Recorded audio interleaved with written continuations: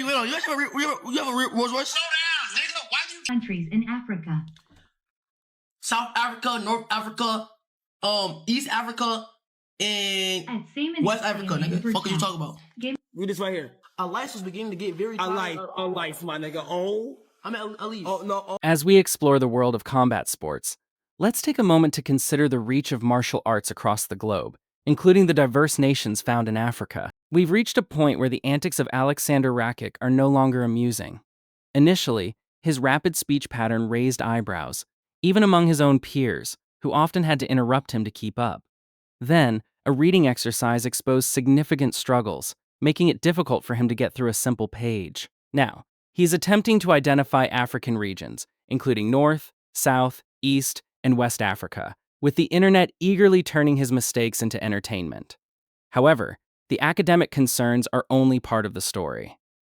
Let's revisit the habit that was initially dismissed as humorous, as it's here that a more substantial issue becomes apparent. Yeah, like how I look. The question on everyone's mind, how do I look? Yo, run that by me again, bro. Yo, is he the first human being that speaks 0 languages, bro? Like, bro, I gave you a chance. I slowed it down and made sure that I heard you properly, and it turns out You need to be on that Kai ABC mouse plan, because whatever you got going on, bro, you can't communicate to save your life. Awesome. Which you could get a little bit of something. Wow, man. Check any? So what do you do? Like this?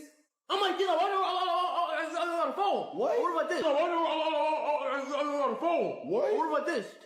Bro, that's what the fuck you doing. Never forget the Bev. Never. Don't ever talk back saying you forgot your drink.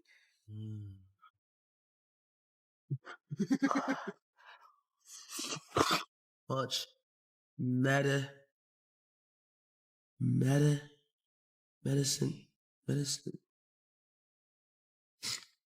But fuck this shit, bro. I don't know, bro. I don't know. You can't even talk. Read this. Come on. Read this right here. Right here. Our life was beginning to get very. A life, my nigga. Oh. I mean, at least. Oh no. Oh. Yeah, man. A life. Yeah, try fast. Go back. Go fucking. Go back. Can all spark to make a strong artwork. That's how I would define the sneaker equation. I would say these sneakers have gone through. What's a vowel? Right now. You in 12th grade, nigga. What's a vowel, bro? A vowel? It's like a vowel, nigga. Oh, God. Oh, my God. In the world of combat sports, we often witness unique personalities, but some habits can raise concerns. Consider the case of rapid speech, where entire sentences are condensed into brief sounds. While it's true that teenagers often use shortened words and quickened pace as a form of slang, there's a fine line between colloquialism and communication breakdown. When those around you struggle to follow your thoughts and your words tumble out in a hurry, it may be more than just a dialect. It could be a sign of a deeper issue, one that's being misconstrued as a charming personality quirk rather than a genuine obstacle to effective communication. Yeah, I just gotta figure out who. Me? What are you? You have a Rolls Royce? Slow down, nigga. Why do you keep, when you do all that talking and you can't keep up what your brain thinking, you gotta just slow down. You wasted 10 seconds. Just slow down, bro. Okay, my bad. In this moment, Ben's joke belies a serious point, but it's lost as the conversation rushes forward. The speaker's tendency to jump between thoughts without pause becomes a viral sensation, rather than a moment for constructive feedback.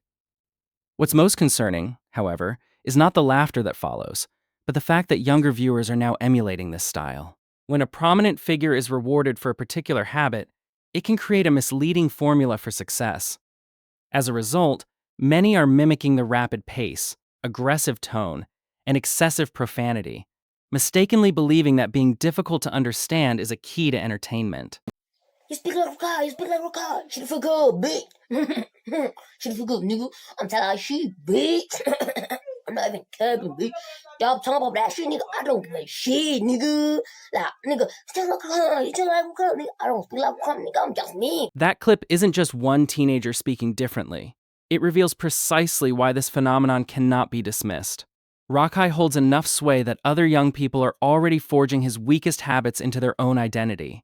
When this imitation includes disrespect and confusion, rather than any actual talent, the perceived joke quickly sheds its harmless facade. Yet, one possible defense could still be offered. Perhaps Rakai's speech patterns are merely a product of live stream excitement, an attempt to keep pace with rapid-fire conversations. The reading clip, however, completely dismantles that excuse. With no interruptions and no arguments to win, it's simply Rakai, a page, and ample time to process each sentence deliberately. Sport to make a strong artwork. That's how I would define the sneaker equation. I would say these sneakers have gone through. KC3, I love you, Daddy. Don't talk back, KC3. I sat there with a Sally. We sat there with two. And I said, how I wish we had something to do. Too wet to go out and too cold to play ball. So we sat in the house. We did nothing at all. Oh my fucking God, nigga. So he was getting fined for wearing shoes that weren't regulation, red or whatever. That my entry point into my mystique of sneakers, not the object. It's the object itself. One can almost witness a struggle to survive each line, rather than comprehend its meaning. He leaps between words, missing the core message, reacting to fragments of information before ever processing a complete thought. Here, the issue transcends a mere on-stream conversation. Reading is the foundational skill for absorbing basic information, for understanding contracts, and for recognizing when one is being exploited. The subsequent geography question only underscores this deficiency, revealing it to be anything but an isolated incident. When Rakai was tasked with naming 5 African countries, hardly advanced trivia, he merely needed 5 simple names. Instead, he confidently divided the continent by cardinal directions, answering as if the question had been fully addressed. Countries in Africa. South Africa, North Africa, East Africa, and West Africa, nigga. Donated $2 through Super Chat. This was hardly the geography lesson anyone anticipated. Asked for 5 countries, he offered 4 answers, with only South Africa truly qualifying. North, East, and West Africa are, of course, regions, not sovereign nations. This wasn't a narrow miss. It was akin to treating an entire continent as 4 compass points, then confidently declaring the task complete. Confidence is a double-edged sword here. While self-awareness allows for growth through questioning, consistent reward for confident errors provides no incentive to change. Each misstep becomes viral content, driving engagement and reinforcing the idea that his approach is inherently successful.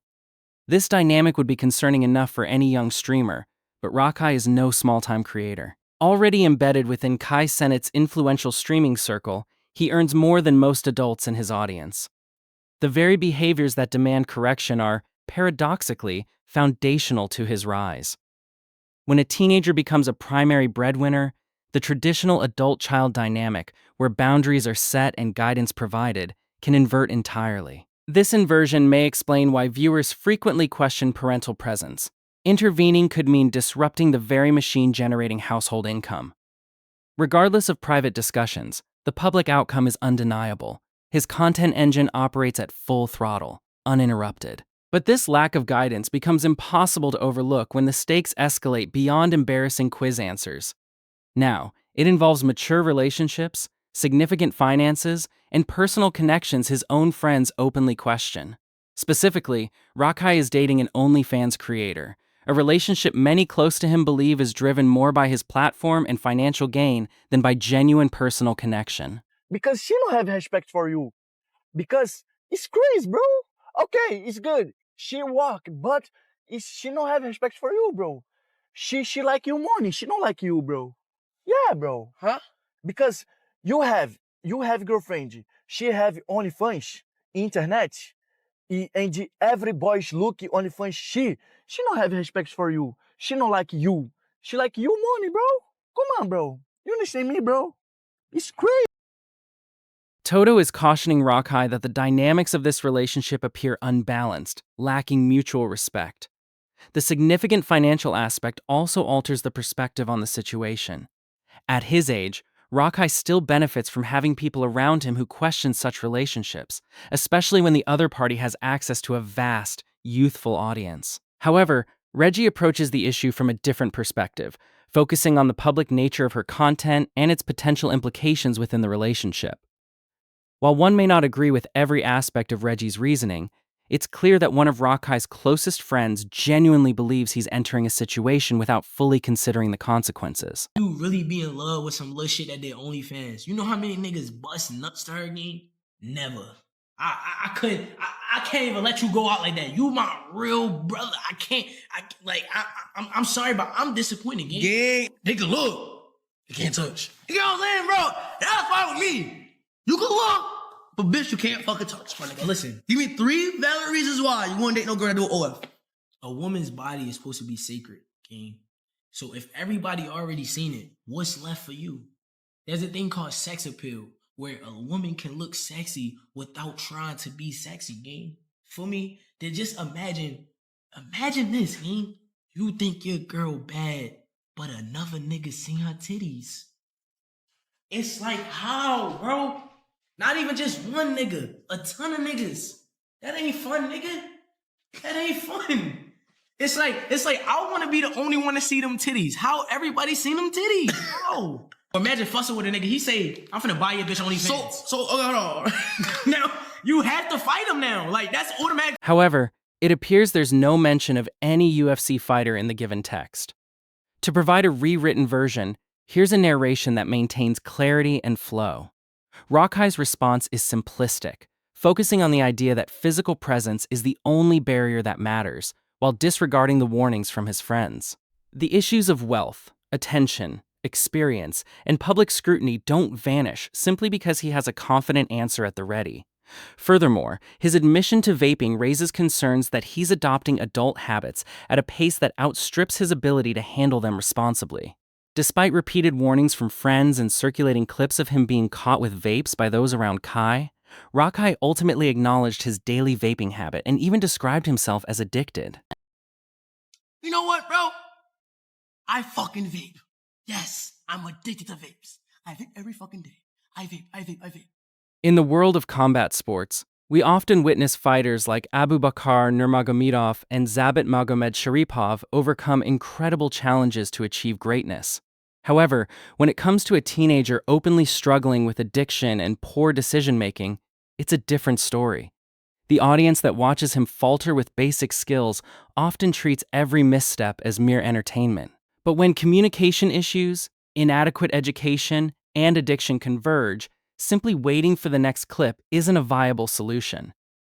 This individual needs a solid educational foundation, not as an insult, but as a means to acquire essential skills. The ability to articulate thoughts clearly, read effectively, and possess a basic understanding of the world are crucial in navigating the complexities of life, especially when faced with contracts, wealth, and millions of viewers.